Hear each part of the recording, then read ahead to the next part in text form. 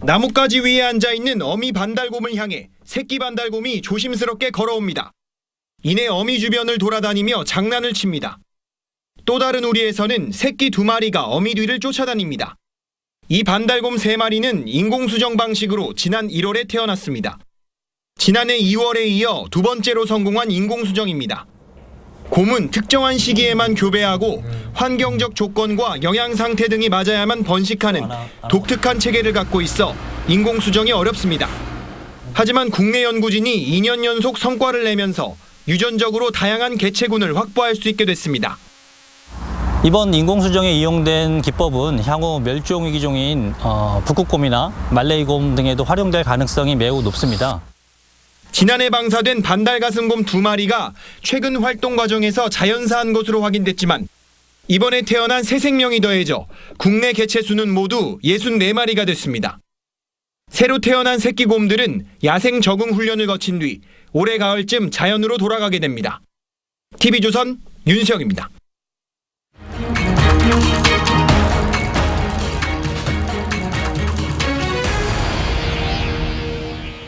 네, 북한이 미국을 향해서 선 핵포기 요구를 철회를 해야 이 협상이 재개될 수 있다고 주장을 했습니다.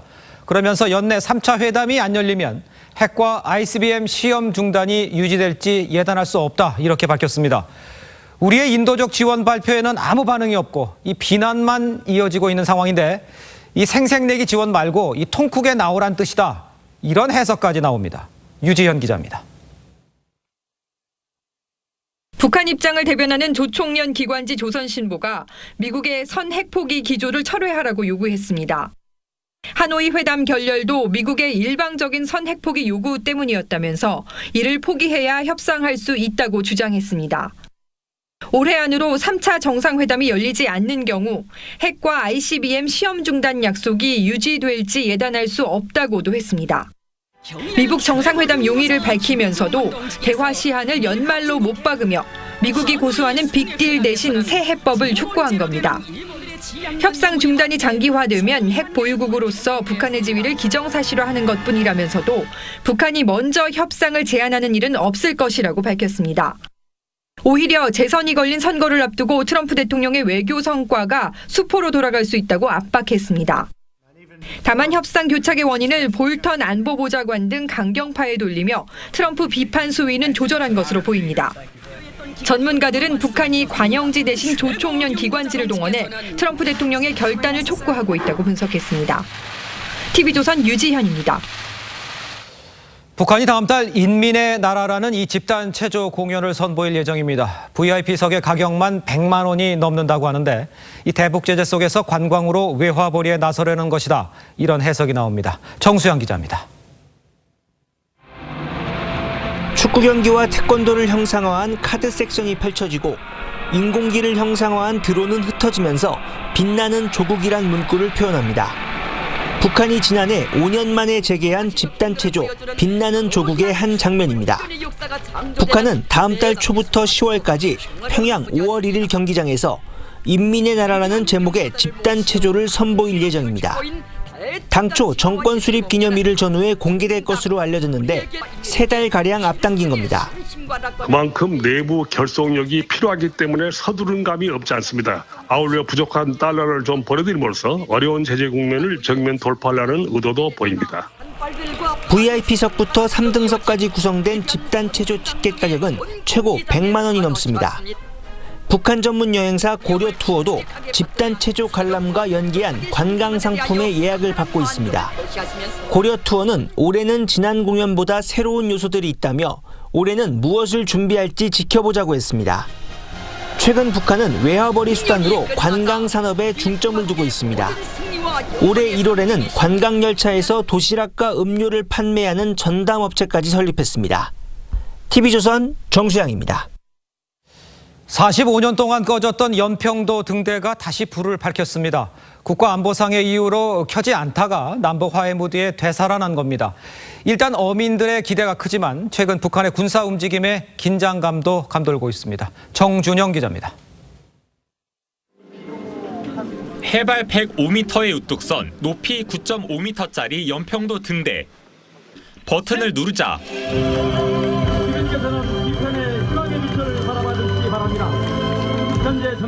등대가 다시 바다로 불을 밝힙니다.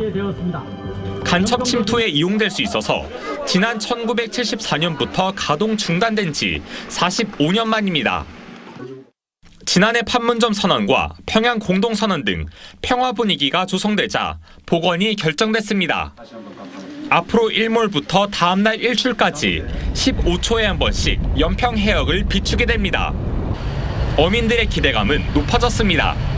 등대는 바다를 밝혀주고 어선들의 항해를 도와주는 거 아닙니까? 야간 조업이 가능하겠다라는 기대도 하고 있습니다. 해당 어장은 북한 접경 해역인 만큼 우려의 목소리도 나옵니다.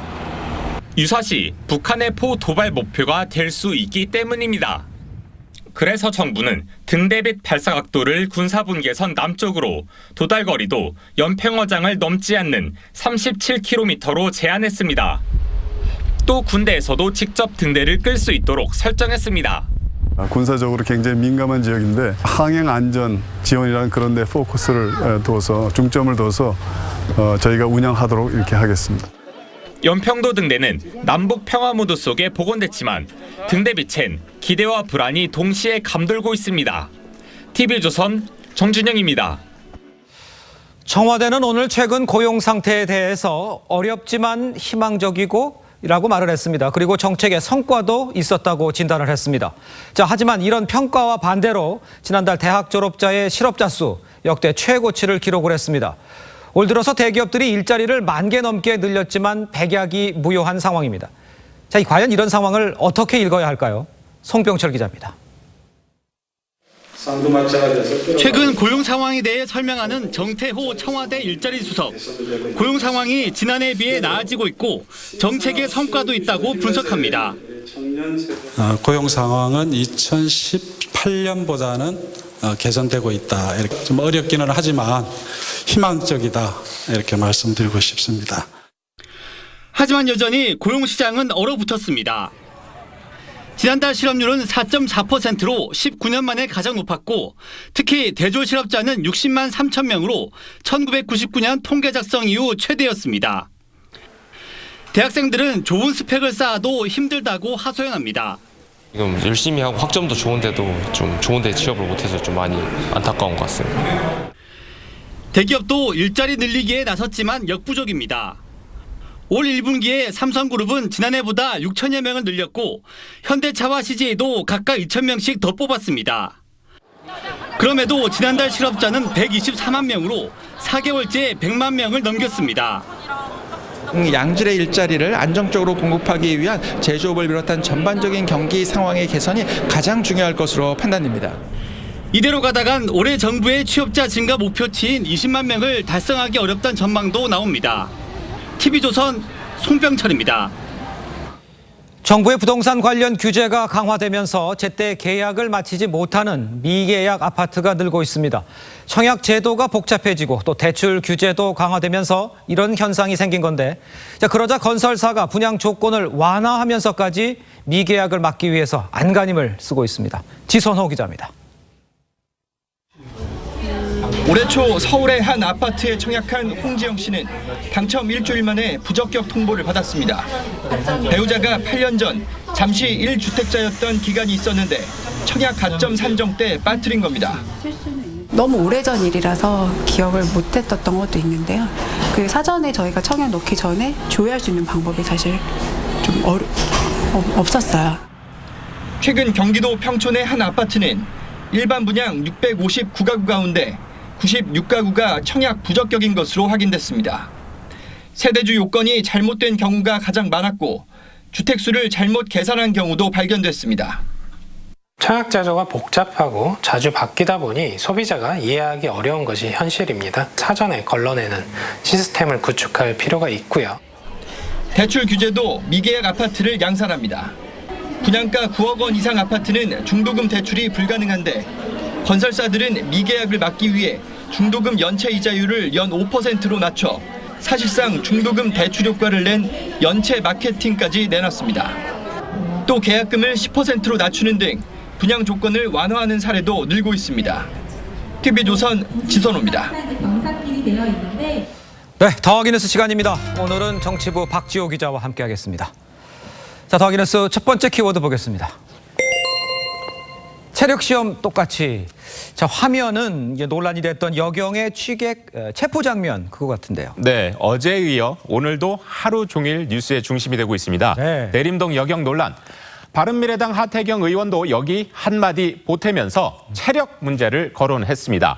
하 의원은 자신의 페이스북에 긴 글을 올렸는데 전 세계 여경 혹은 같은 동양권 여경과 비교해 볼 때 우리나라 여경 시험의 체력 검사만 크게 부실하다고 주장을 하면서 팔굽혀펴기를 예를 들었습니다. 네. 그러면서 우리나라는 팔굽혀펴기 종목 과락이 무릎을 대고 10회라고 주장을 하면서 통과 기준이 일본의 여경이나 싱가포르 여경보다 쉽다 이렇게 주장을 했습니다. 한마디로 체력이 강하지 않아도 체력 시험을 통과할 수 있다 이런 주장이죠. 여기에 더해서 대림동 여경 논란이 여경 무용론으로 확산되는 것은 이와 같은 여경에 대한 국민의 불신이 기저에 깔려있기 때문이다 이렇게 주장을 했습니다. 또 국민의 생명과 안전을 지키는 경찰은 강한 체력 등을 요구받는데 부실 체력 기준으로 누구나 손쉽게 경찰이 된다면 생명과 안전이 지켜질 수 있냐는 국민적인 우려가 당연히 생기는 것이다 이렇게 말을 했습니다. 그러면서 남녀 경찰 지원자가 차별 없이 동일한 체력 시험을 치를 것을 강조했습니다.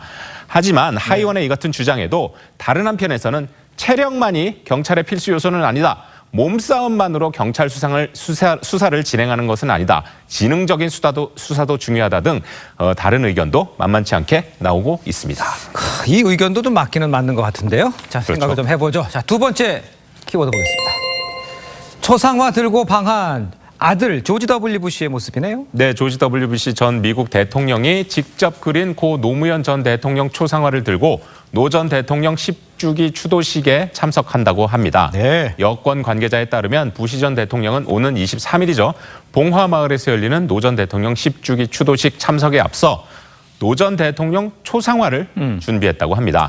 네, 추도식에선 또 5분간 추도사를 낭독한다고 합니다. 그렇다면 부시 대통령이 직접 그린 초상화입니까? 네, 부시 전 대통령은 퇴임 후에 전업 작가로 활동 중인데요. 아, 그래요? 네, 재임 중에 만난 각국 정상이나 지인들의 초상화 또 풍경 등을 그려왔는데 나오네요. 네, 지난 2014년에는 전시회도 가졌다고 합니다. 부시 전 대통령은 봉화마을에 내려가기 직전에 그 청와대에서 문재인 대통령을 만나 면담할 계획입니다. 그렇군요. 자, 그럼 이번에 마지막 키워드 볼까요? 10년 아성 깼다. 요즘 인기 있는 어벤져스인데 무슨 아성을 깼다는 얘기예요? 영화 어벤져스 엔드게임이 지난 10년간 영화 아바타가 갖고 있던 최고 관객 수 기록을 깼습니다. 그러면서 역대 외화 흥행 1위짜리에 올랐는데요. 그러면 도대체 몇 명이나 봤다는 얘기예요? 네, 개봉 26일째인 오늘 오전 11시 45분 누적 관객 1,339만 1,000여 명을 기록을 했습니다. 지난 2009년 12월 개봉한 아바타가 10년 동안 갖고 있던 외화 기록, 흥행 기록을 깬 건데요. 아바타가 갖고 있던 기록은 영화진흥위원회 통합전산망 기록으로 1,333만 8천여 명이었습니다. 어벤져스는 개봉 때부터 기록 경신의 연속이었는데요. 230만 장의 역대 최고 사전 예매, 첫 개봉일에 134만 명의 최대 오프닝, 역대 최다 1일 관람객 수 166만 명이었죠. 그리고 11일 만에 1,000만 명을 돌파해서 역대 최단 기간 1,000만 돌파 기록도 갖고 있습니다. 기록을 대부분 다 갈아치웠네요. 그렇습니다. 지금까지 박지호 기자였습니다. 잘 들었습니다. 샌프란시스코가 미국 대도시 최초로 정부의 안면인식 기술 사용을 금지시켰습니다. 반면 중국은 안면인식 기술 사용을 확대하고 있는데요. 사회적인 감시에 대한 우려도 커지고 있습니다. 이태영 기자입니다. 미국 샌프란시스코 시의회가 안면인식 기술 사용을 금지하는 조례안을 8대1의 압도적 차이로 통과시켰습니다. 경찰 등 정부기관이 행정 업무를 위해 안면인식 기술을 사용하지 말라는 내용입니다. 과도한 기술에 따른 개인 사생활 침해 때문. We have very good policing, but we don't want to live in a police state. And this legislation tries to strike that balance. 안면인식 기술에 제동을 건 첫 사례로 미 오클랜드와 서머빌에서도 비슷한 법안을 준비하는 등 이번 조례가 미국 전체로 확산될 가능성이 큽니다. 반면 중국은 5G 속도를 기반으로 안면인식 기술을 일상으로 확대하고 있습니다. 중국 산둥성 진안시는 지난 1일부터 안면인식 자동결제를 지하철 탑승에 도입했고 중국 병원도 의료보험 도용을 막기 위해 병원의 안면 인식을 도입할 방침입니다. 올해 1월에는 17년 전 도주한 살인범이 고속도로 검문소에서 붙잡혔습니다. 인구 7명당 한 대꼴로 감시 카메라를 설치한 중국 정부는 내년까지 개인 행동을 평가해 점수를 매기는 사회 신용 시스템을 확대할 예정입니다. TV조선 이태영입니다. 영혼 보내기라는 표현 들어보셨나요? 극장은 가지 않더라도 티켓을 구매하는 방식으로 해당 영화나 배우에 대한 지지를 표시하는 응원 문화라고 합니다. 이런 문화가 최근 여성 영화를 중심으로 확산하고 있습니다. 이루라 기자입니다. 한 포털 사이트에 영혼 보냈다라는 글이 줄지어 올라옵니다. 영화 걸캅스에 관한 영혼 보내기인데 극장에 가서 보지 않더라도 티켓을 구매해 예매율이나 관객 수에 도움을 주겠다는 지지 표시입니다. 평일 아침 시간대에 앞자리 예약이 매너라는 조언도 있지 않습니다. 덕분인지 걸캅스는 지난주 반짝 박스오피스 1위를 기록했습니다. 영혼 보내기 문화는 지난해 말 개봉한 미스백에서도 등장했는데 감독이나 주연 배우가 여성인 경우가 드문 영화계에서 여성 관람객들을 중심으로 참여도가 높았습니다. 실제 극장가에 따르면 미스백과 걸캅스의 여성 관객 비중이 일반 영화보다 다소 높은 7대3으로 집계됐습니다. 엄청나게 흥행을 몰아주기 방식으로 한다기보다는 이제 이런 영화들이 제작이 돼서 손해 정도는 안 보면 그런 점에서 기존의 팬심의 그런 표 사기하고는 좀 많이 다른 것 같아요. 손익분기점이 목표라는 영혼 보내기지만 일각에선 이 운동이 관객 수를 조작하는 데 이용되는 게 아니냐는 지적도 나옵니다. 오히려 비주류 영화의 질 저하로 이어진다는 우려도 나옵니다. TV조선 이루라입니다.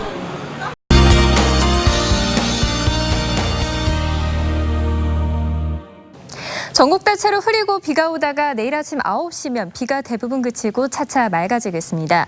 내일 아침까지 남해안과 지리산 부근은 10에서 40mm, 서울 등 그 밖의 전국은 5에서 20mm가 예상되고요. 비 내리는 지역은 가시거리가 짧겠습니다. 교통안전에 유의하시기 바랍니다. 현재 남해안과 제주 해안으로는 풍랑특보 발효 중이고 동해안과 서해안은 풍랑 예비특보 발효 중이어서 내일 해안가로도 바람이 무척 강할 것으로 전망됩니다. 북서쪽에서 찬 공기가 남하하면서 내일 낮 기온은 오늘보다 더 내려가겠는데요. 서울 낮 기온이 20도, 대전 20도, 대구 25도가 예상됩니다. 주 후반에는 서울 낮 기온이 30도까지 올라 여름 더위가 기승을 부릴 전망이고요. 한 주간 기온이 10도 안팎으로 온도 변화가 큽니다. 건강 관리에 유의하시기 바랍니다. 날씨였습니다. 네, 뒤로 보시는 건 논란이 됐던 여경의 취객 체포 장면입니다. 먼저 잠깐 보시죠.